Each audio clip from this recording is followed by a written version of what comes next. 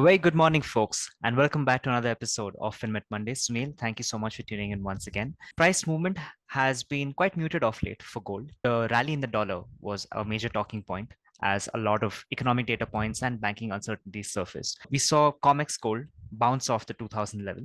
Is it only a matter of time before you see this level being broken? Yeah, it was an interesting week. We were at the beginning of the week bearish. Gold prices had gone up at the beginning of the week instead. But I think that we ended the week on a bearish tone. I see next week as an attempt being made towards the 2000 support level. I do suspect that it'll break 2000 and try to fill the technical gap that we were talking about between 1960 and 2000 before it starts taking a reversal back. But for the time being, it looks quite bearish.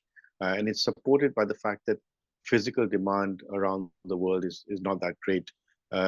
People in China and in the Western world are talking about a slowdown in jewelry demand in the last few weeks.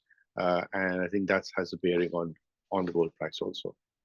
Talking about developments on ground on the domestic side, IceGate is now operational for imports through IIBX at Gift City. We also know that there are TRK holders who have their quota from Q4 of last year being carry forwarded, and they have the option to utilize it before the 30th of June. How exactly do you see this being another alternative for TRK holders? I think in terms of the QJs, the exciting thing now is that there's a new channel available for them to import gold.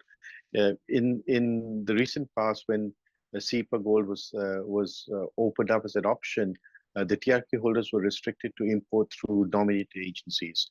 And what they did find was that some of the nominated agencies weren't as active, so they were not able to get access. In fact, out of the 120 tons of quotas given, only about 9 or 10 tons of gold was actually imported in the first 3 quarters.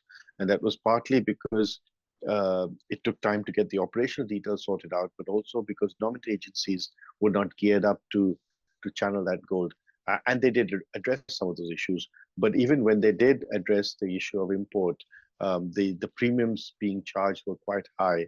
So I think now there's an alternative that anybody can go to, any of the QJs can go to IABX, can actually import from them. So it gives the option to the qualified jeweler that if the nominated agency is not able to source gold for them, they can go to IABX and import through that.